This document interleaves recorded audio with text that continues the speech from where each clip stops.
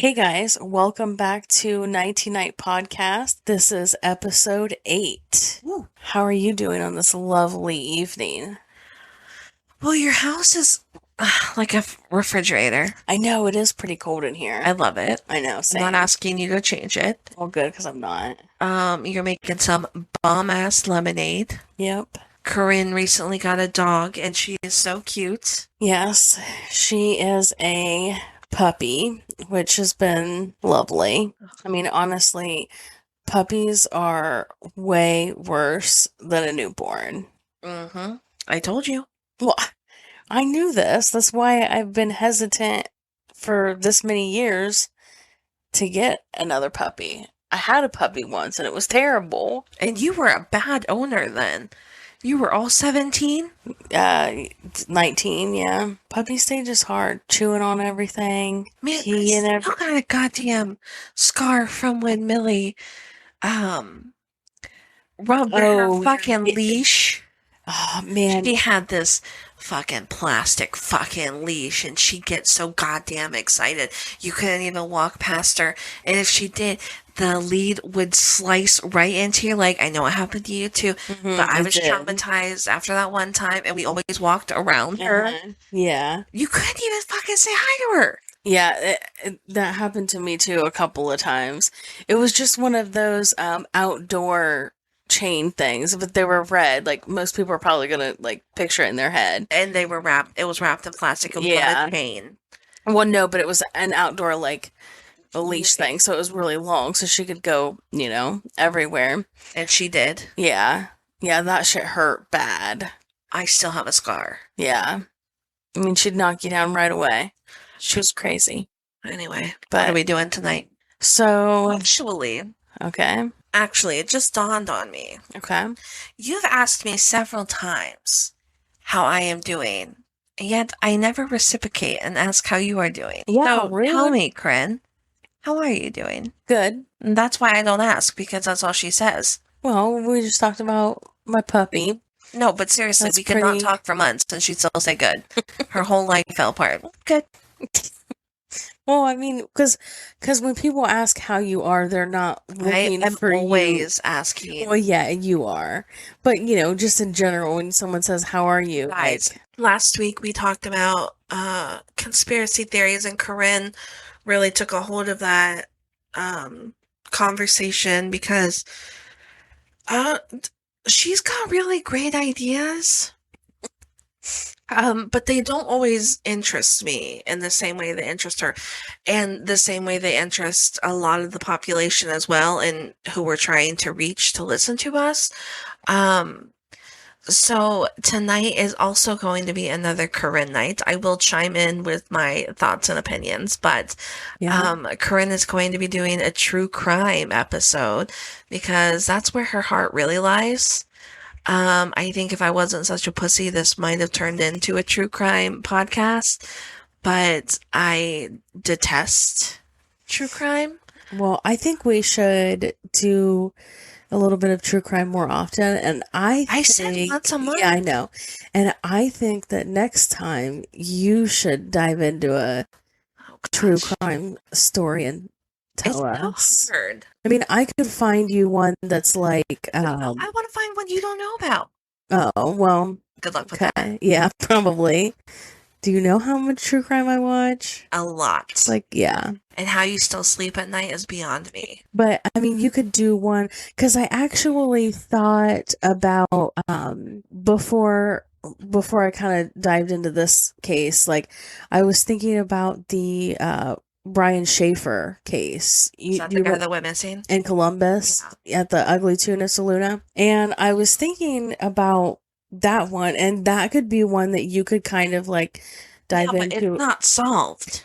Right. It's a disappearance, but it's not there's no gory details or anything like that to it. You just went over the story. Well, yeah, I mean, it's not solved, but there's different details and stuff that go into it. But I mean, you could kind of find a disappearance one. Sometimes when people I prefer cases that are solved. Well, yeah. It helps me sleep better at night. Is this case that you're going to talk about solved? No. It is not solved. I'm sorry. So, this is also a disappearance. This is the disappearance of Joan Risch. Okay, so Joan Risch was born in May of 1930. Damn.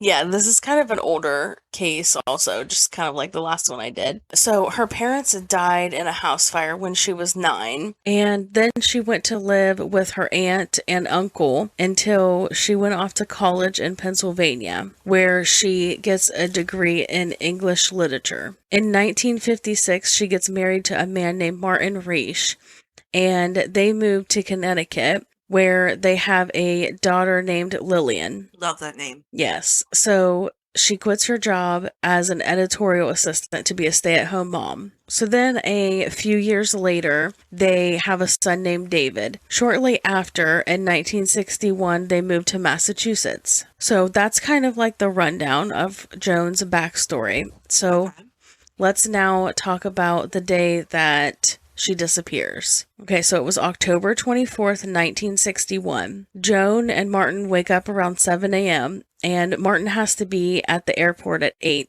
to catch his flight to New York. Joan goes about her normal daily routine. She gets the kids up and makes breakfast. She goes over to her neighbor Barbara's house to drop David off because Barbara was going to babysit because she had to take Lillian to a dentist appointment. So they go to the dentist appointment where Joan makes an appointment for the next week, and she pays $40 cash in advance. That is so much money for back I then. know. And so she pays it in advance for the next appointment. And then after that, they go to a department store where she purchases different clothing items. And they get home about 11 a.m., and Joan goes to Barbara's to pick up David. The dry cleaner comes by in between 11 and 11:30 to pick up Martin's suits. He has a quick chat with Joan, and he had said later that nothing seemed out of the ordinary, and Joan seemed fine, like her normal self. So Joan makes lunch and puts David in his crib for a nap. Now, the time frame for that is kind of unknown. However, they had estimated it was in between 12 and 2 because that was when she normally put him down for his nap. So then Barbara comes over to drop her son Douglas off so he could play with Lillian. I believe they were both 4 years old. And then Barbara goes back home. The kids play in the yard while Joan does some yard work until about 2 p.m. when she takes Douglas and Lillian back to Barbara's, leaves them in her yard on the swing set. She doesn't tell Barbara that she's dropped the kids off with her, though. That's strange. Yeah, she just tells Lillian that she'll be right back. At around 2:15 p.m., Barbara looks out her kitchen window and sees Joan walking down her driveway wearing a trench coat with her arms stretched out, and she's holding something red. She wasn't really concerned at this time because she still doesn't know that the kids are in her yard, and she just kind of assumes that she was playing with them, chasing them, or whatever. But that is the last confirmed sighting of Joan. So around 2:45 p.m., a person comes forward saying that they saw a woman walking down a highway that's near Joan's house. They said this woman was wearing a trench coat and was walking hunched over, holding her stomach. And then at 3 p.m., a girl is getting off of the school bus and says she sees a car she's never seen before in the driveway of Joan's house. About 3:30, another person says they see a woman walking down a different highway. And I guess that these two highways kind of cross each other. And it was the same kind of sighting as before, except they say that this woman had blood running down her legs. So the same time, around 3:30, a neighbor says that they saw a car pulling out of either Joan's driveway or the driveway beside hers. They weren't really sure which. And then at 4:30, someone else says that they spot a woman on the highway, the same details, trench coat, hunched over. And then about 4 p.m., Barbara notices the kids playing in her yard. Long time? Yeah. Wow.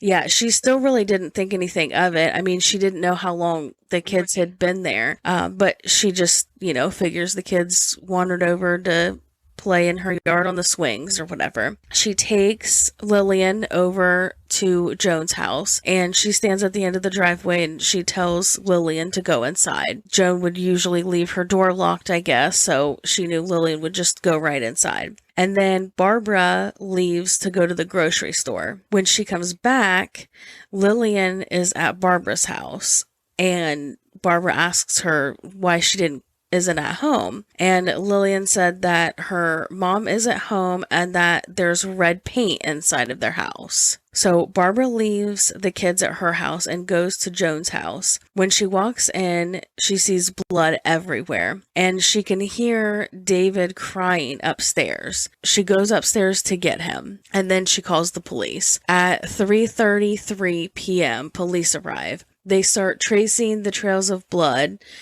They find blood in the kitchen. There's a trail of blood to the master bedroom. And then there's a trail of blood that goes out the driveway, but it stops at Joan's car. And there was blood on her car also. But they can't determine where the blood started, like where the first injury started. Oddly enough, there was no footprints found at all in the scene, even though there was blood everywhere. So it would have been really hard to not leave any footprints in all of this blood. And they also thought that I'm so into this story, I'm not talking. I'm just looking at you and nodding. They also thought that it looked like somebody had tried to clean it up with a towel. I saw a mention once, so I don't know if I couldn't find this anywhere else, but there was a towel and one of Joan's undergarments, but I don't know how true that is, but I did see the towel several places. So, but the kitchen table had been flipped over. The phone was ripped out from the wall and there was a phone book laying out and it was open to an emergency services page. Like, I guess where you would just write in emergency services because they didn't actually have 911 back at that time. Yeah. So I guess you would call like the operator and they would transfer you. So it was, open to this page that she had written in. And, at that point, they kind of determined that foul play had definitely been involved. They started a mass search for her. The police were out. They had military out. They had helicopters searching around for her, like in the woods. And the police then started to narrow down their suspects. They spoke with her husband and they cleared him because he was out of town. They talked to the dry cleaner and the milkman and also the newspaper delivery person because while Joan and Lillian were out at the dentist appointment, their milk had been delivered and so had their newspaper. So they were at Joan's house that day. But they cleared all of them. And then they kind of got stuck on one man named Robert. And he worked for some sort of like local park thing. He became a suspect because he was trying to buy out all of these houses in Joan's area because he wanted to create a national park. I guess he had been around, talking to all of the neighbors and stuff. And all of these neighbors said that he was rude and like kind of pushy with them and nobody really liked him or wanted to talk to him. They did talk to him and he had some sort of alibi, so they were able to clear him. The next suspect that they had was a man named Harold, and he becomes a suspect because of the car that the neighbors saw pulling out of the driveway, and they had described it as like a two-tone sedan. So a witness said that they saw this guy in the car getting out of his car on one of the highways where people believed that they had seen Joan walking. And they said that he gets out of his car, He walks over to the woods, cuts down some branches, and then takes them back to his car and then leaves. Which, whether he's a suspect or not, that in itself is very weird, yeah. So later that day, somebody actually calls to report him because he was trying to send some sort of telegram. I think it was to his brother, but they said he was acting really sketchy. I really couldn't find any other details about that, but for whatever reason, the police talked to him and they do clear him. I couldn't find, what his alibi was, but I guess it was good enough for the police. So nothing happens for a while.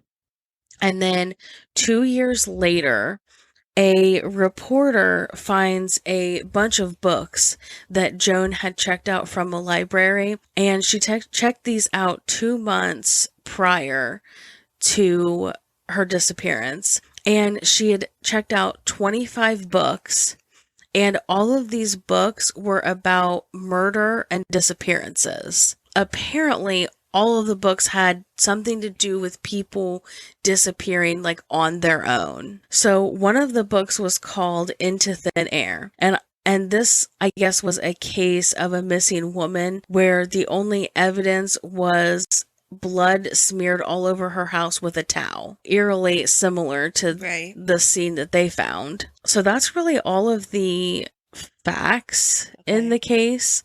There's not much really known about that. But, there are a few theories that people have. So Martin, her husband, he actually believes that she was still alive. And this is a theory that many people believe. He doesn't think that she just took off willingly.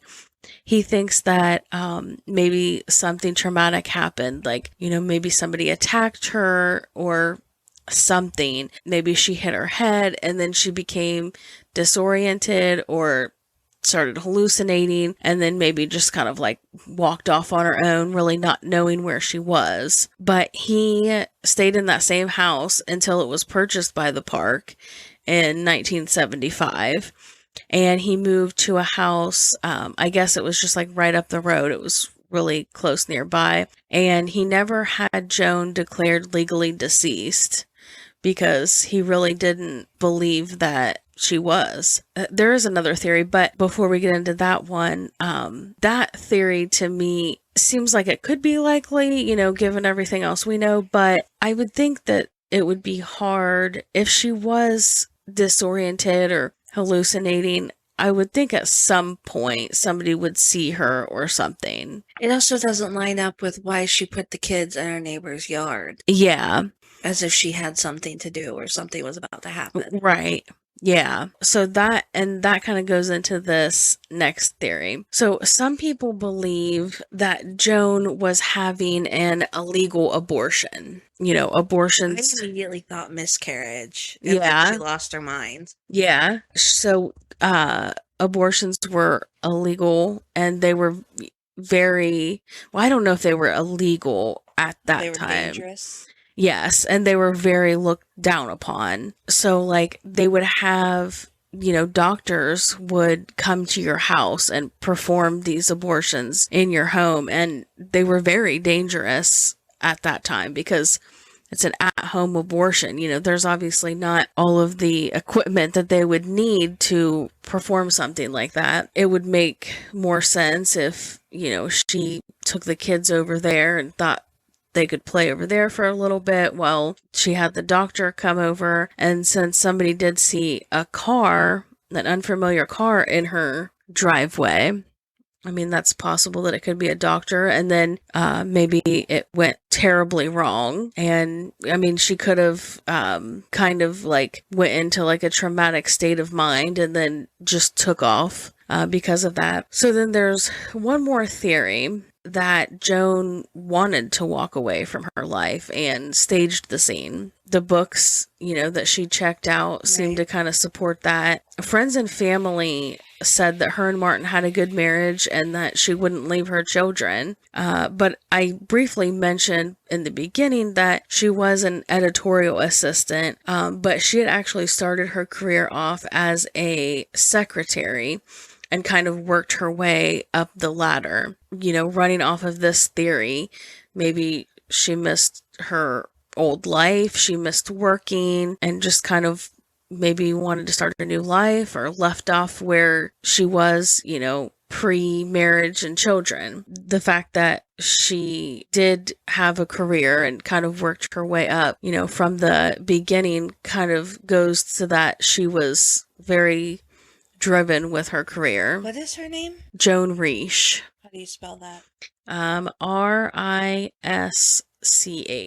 I did have a couple of pictures for you to look at as well. I am looking it up myself, and I see she's very pretty. Okay, so I sent you a couple of pictures. One is of Joan herself, and then there's two different angles of the kitchen, and these have been like color converted from black and white to kind of color, but you can see where the blood is on the floor and towels on the ground. Right. You can see where like the phone was ripped off, and there's quite a lot of blood right there in the corner of the kitchen, right there where like I assume where the phone was. So that was like one thing that went into like it being staged, was that there was a lot of blood, but there wasn't a lot of blood. Okay. Like it was just kind of smeared everywhere a little bit. But yeah, those are the main theories. And, Martin died in 2009, and Joan would be 91 today. So her kids would be in their 60s, I would say. Early 60s, I guess. You always tell me these stories aren't scary, but they're scary. That one's not really real scary. Like, what theory, like, do you think is most plausible? That she staged it and disappeared. Yeah. But it doesn't sound like her life before was much better, and I just can't imagine leaving your kids. Yeah, and I know that I did read, like I said, her parents died in a house fire, and apparently it was a suspicious house fire. Okay. It was marked as a suspicious one. There was like reports that I saw in a couple of different articles that said that she suffered sexual abuse when she was a child. It didn't, it didn't say by the hands of who or anything. So I don't know, but she did seem to kind of have a rough upbringing. But she was also, she went to college and had a career. So it seems like her adult life kind of turned around. And if you think about it, I mean, this was in, probably late 40s, early 50s, and it wasn't very popular, I don't feel like, for women to be going to college and having careers. Her career was something that she was pretty passionate about. I guess, she was still writing all of the time. But again, her friends and family said that they didn't think that she would just leave her children like that. Right. And they said that Martin and Joan had a good marriage, which is kind of supported by the fact that Martin kind of hung around for all those years until he passed away, kind of waiting on her, essentially. Just because it looked like they had a good marriage on the outside doesn't mean that they did behind closed doors, or doesn't mean that maybe he was completely satisfied with their life, but maybe she wasn't. Maybe it's not really the life that she had imagined having and wanting to get rid of it. So I'm curious about the kids. So I just did a quick search. It doesn't say for certain if this is her child, but he was living in Massachusetts, and he is 58. This was in 2017. He was 58. That would probably add up, yeah. If he was born in... But he went missing, and he's got, like, severe memory issues. And he had been living in a nursing home, but he was found and evaluated and then put back in the nursing home. But it's not interesting said for certain. What was the daughter's name? Lillian. Yeah, I did a quick search. I didn't really do a search on David, but I did try to do a search on Lillian, but I couldn't confirm whether it was her or not. So, but yeah, I was curious about them too. Yeah, Martin really didn't talk about it that much after. I know he did a couple of interviews, but that was really it. I don't know. That's a crazy story. Yeah. I was obsessed the moment you started. So I didn't say anything like this whole entire episode, but did you see me staring at you and nodding along like, yeah. Wow, I hate these kinds of stories.